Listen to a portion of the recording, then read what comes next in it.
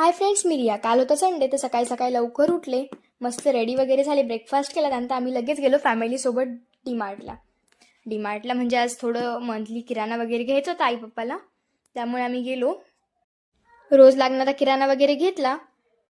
सर्व सामान घेऊन झाल्यावर आम्ही बिलिंग केली. त्यानंतर आम्ही लगेच निघालो स्टारबक्सच्या बॅक साईडला एका एक्झिबिशनसाठी. मग तिथे थोडीफार शॉपिंग वगैरे केली.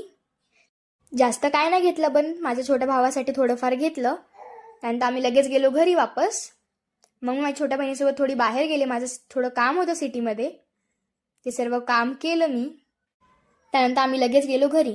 घरी गेल्यावरती 4 वाजले होते, त्यामुळे आम्ही चहा वगैरे घेतला. त्यानंतर थोडा आरामसुद्धा केला. मग मी छान रेडी झाले. आम्हाला जायचं होतं फॅमिली डिनरसाठी. आम्ही सर्वजण रेडी झालो आणि लगेच निघालो हॉटेलला जाण्यासाठी. आम्ही झालो होतो छत्रपती संभाजीनगरच्या फेमस हॉटेलला, काळे बंधू इथे. इथला शेवगा खूप फेमस आहे.